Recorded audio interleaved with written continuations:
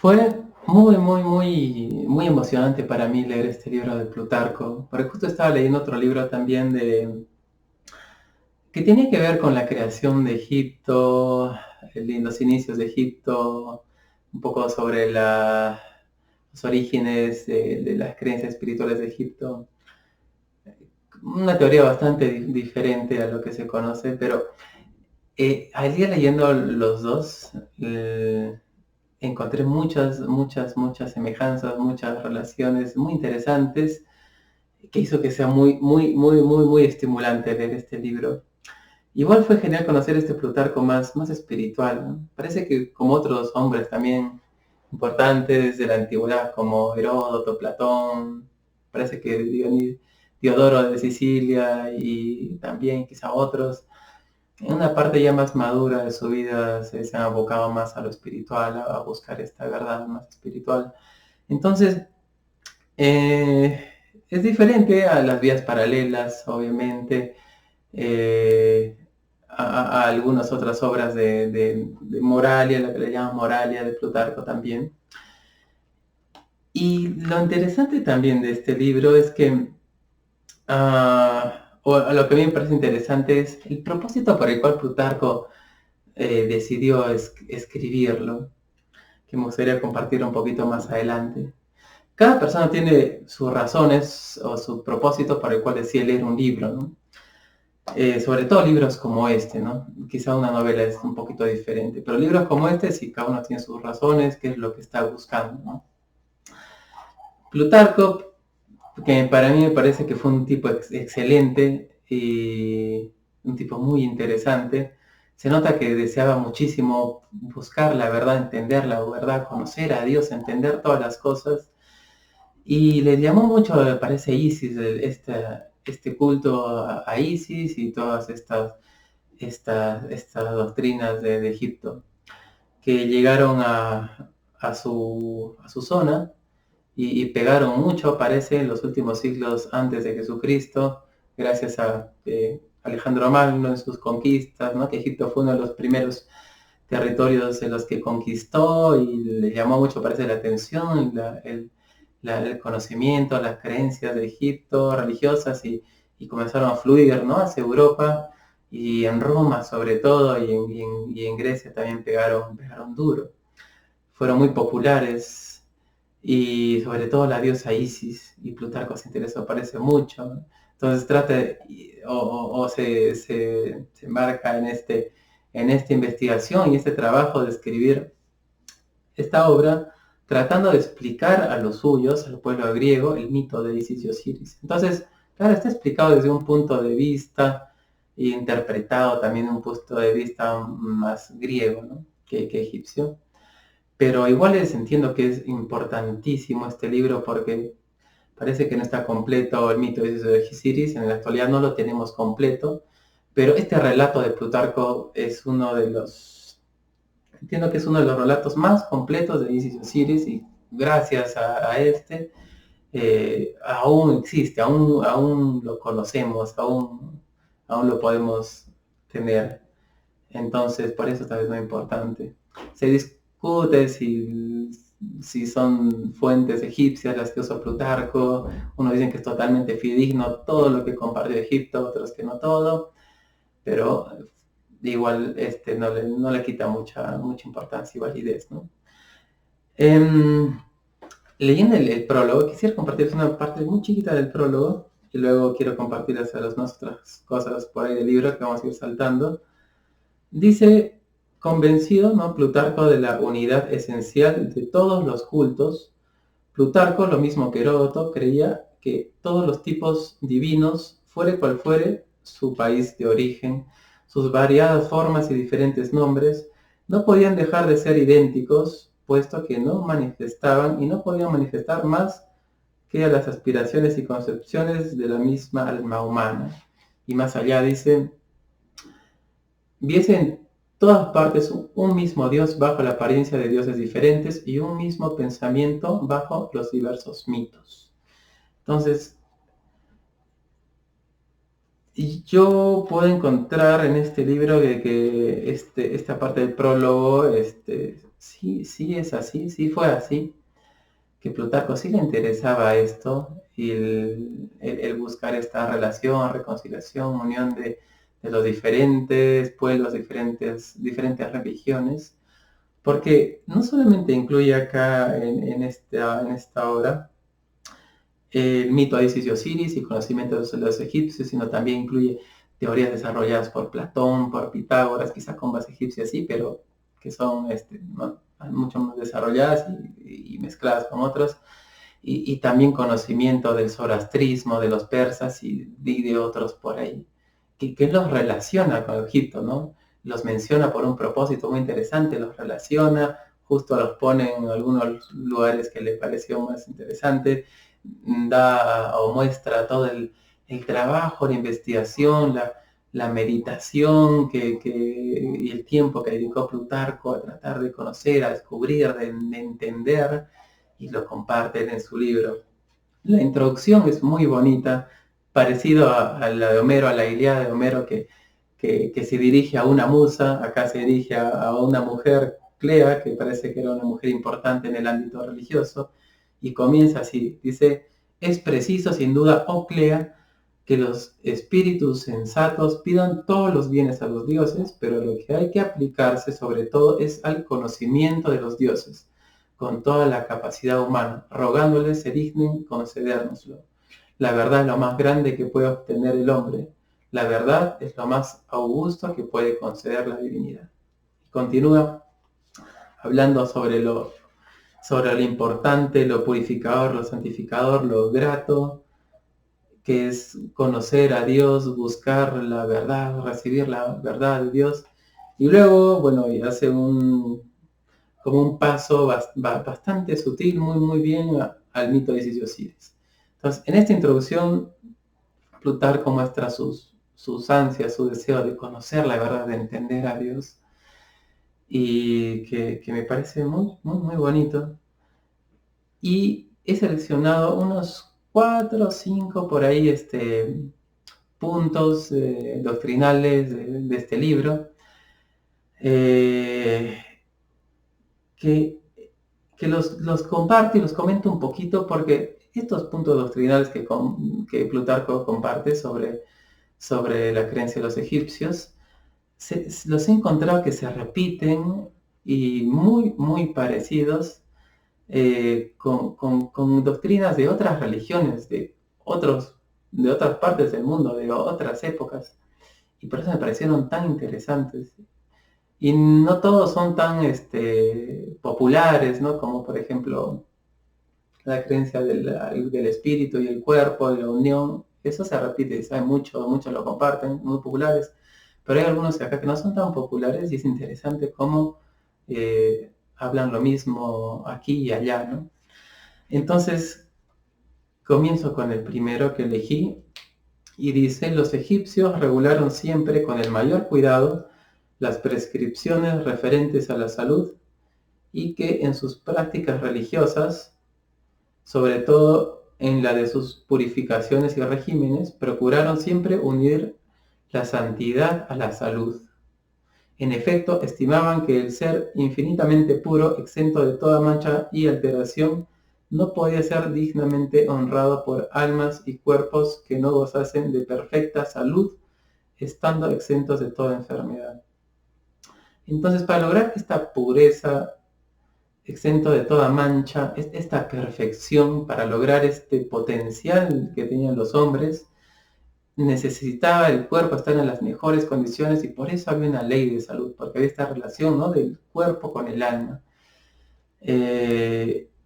Esta creencia, esta ley de salud, leyes de salud que se viven por esta creencia de que para poder lograr el máximo potencial, el cuerpo así como el alma, que están tan unidos, necesitan darse también la misma atención, y tiene que haber un cuidado especial del cuerpo. Se encuentra este conocimiento también en el judaísmo, en una religión del cristianismo como los adventistas. Viven una ley de salud, sí, pero me parece que se ajusta más esto, y está un poco más relacionado en profundidad, eh, con cómo viven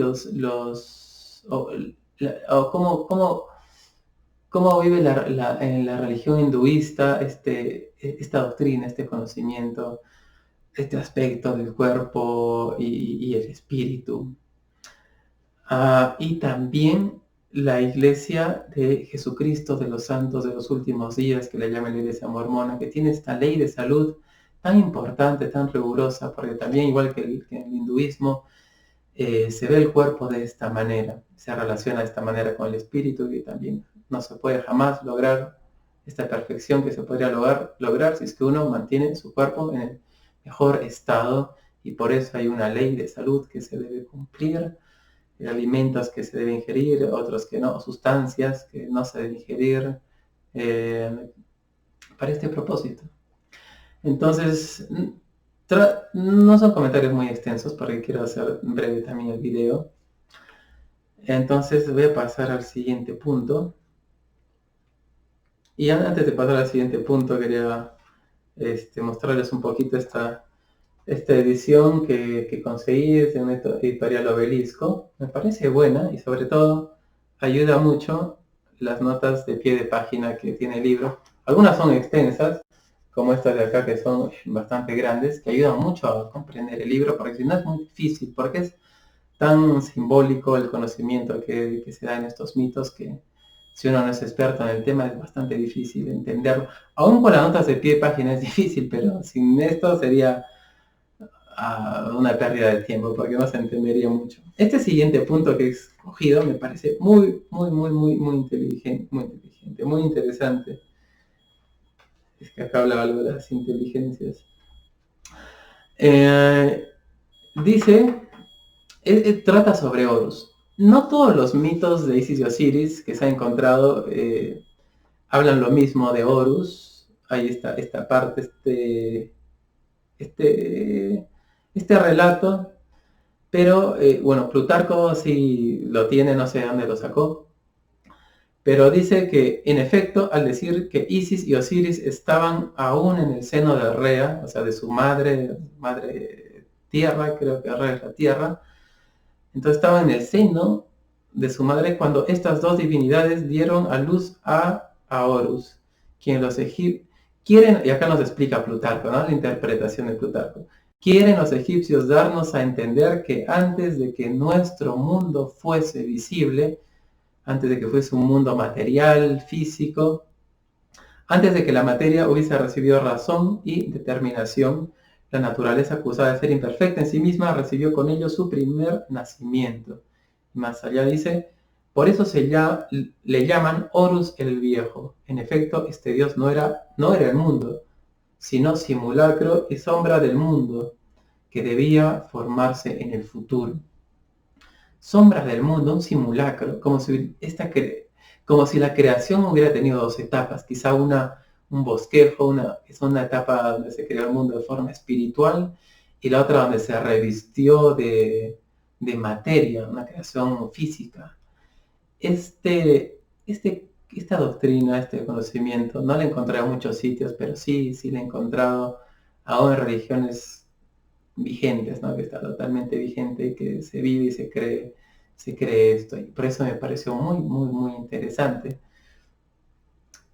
Es una religión cristiana la que también comparte esta misma doctrina de la forma de la creación de todas las cosas. Acá hay una parte, bueno, que habla del zoroastrismo, que lo comparte. Me parece interesante de este dios. Bueno, no es un dios, es quizá como un genio podría ser para los egipcios, que se llama Mitra o Mesites, que es decir mediador, que es un papel que se parecía a Jesucristo, que mediaba entre Dios y los hombres. Y también creen en zoroastrismo, nos comparte acá, de que se cree que cuando Arimán o Satanás iba a ser destruido, atado de un futuro, y la tierra iba a gozar de paz, iba a haber un único gobierno, un solo gobierno, una sola lengua, y esta época quizás muy parecida al milenio que se cree en el cristianismo también, por eso me parece muy interesante. Y que Plutarco lo haya incluido también justo ahí, bueno, ya uno leyéndolo puede interpretar, descubrir, pensar por qué lo puso ahí, por qué puso esto, relacionó esto con aquello. Pero ahora pasamos a este siguiente punto. Este es el que a mí me parece más interesante de todas las doctrinas que comparte este libro.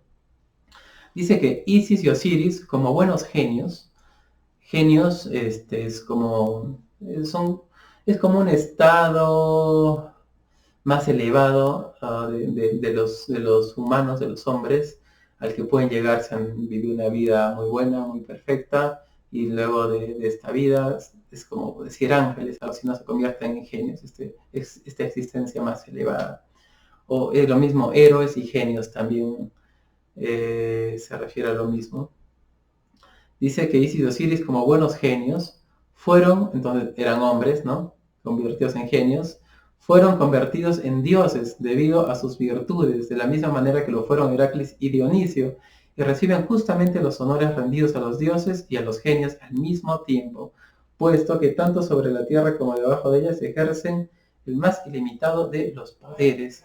Entonces, esta doctrina de que los hombres pueden ser genios y de genios pueden ser dioses, o sea que los hombres tienen el potencial de llegar a ser dioses, parece interesantísimo. Plutarco explica este proceso de una forma mucho más completa, más bonita, más interesante en la vida de Rómulo, las vidas paralelas. Al final de la vida de Rómulo hay un párrafo que explica Plutarco esto de una manera genial. Así que si ahí lo quieren leer, ahí está buenísimo. Entonces es fascinante cómo los hombres pueden llegar a ser dioses. Es también bastante interesante esta parte de Osiris cuando muere y cómo Isis lo trae a la vida. Es muy simbólico, lo compara mucho con la semilla de cebada, me parece, de que para que tenga un nuevo nacimiento había que enterrarla, ¿no? Enterrarla y es semejante a la muerte para que vuelva a nacer, a crecer.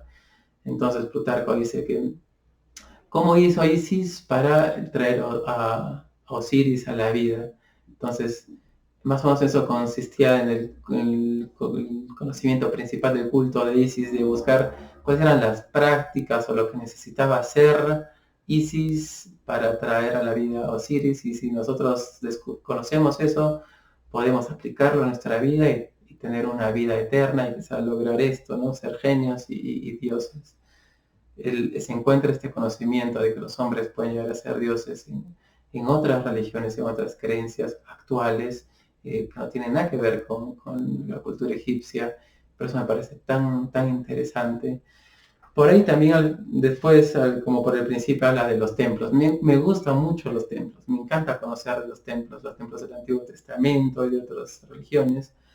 Acá dice que se llamaban Seión, es decir, la casa en la que podemos adquirir la ciencia del ser, o sea, el conocimiento de Dios. En los templos se recibe el conocimiento de Dios y no en otro lugar.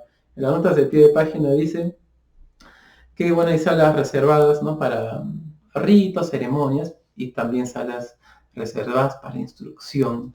O sea, quizás no, o esa instrucción, ese conocimiento, como era tan sagrado, tenía que construirse y haber un lugar igual de sagrado, es un edificio igual de sagrado, un espacio igual de sagrado como este templo, donde es únicamente un lugar como tal se podía compartir y enseñar este conocimiento que era divino.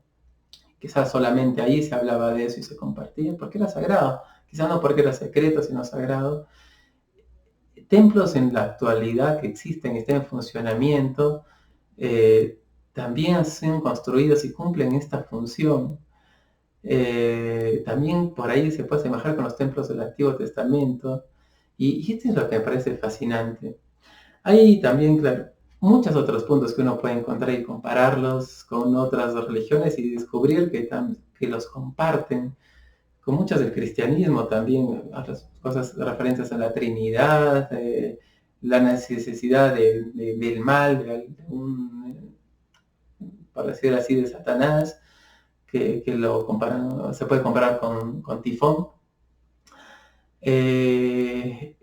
La necesidad del mal para que todo en el mundo marche bien, ¿no? Para que todo cumpla su propósito. Se necesitaba el mal, se necesitaba una oposición en todas las cosas para que se cumpla el propósito de la existencia de los seres inteligentes, no sé, y otras cosas más muy interesantes. Entonces, es genial hacer este ejercicio. Entonces, si no han leído este libro, les invito a que cuando lo lean también incluyan este aspecto, este ejercicio de hacer esta comparación, esta búsqueda, esta relación entre diferentes, en las creencias de los egipcios, con las suyas, las propias, con las otras religiones, a ver qué se descubre.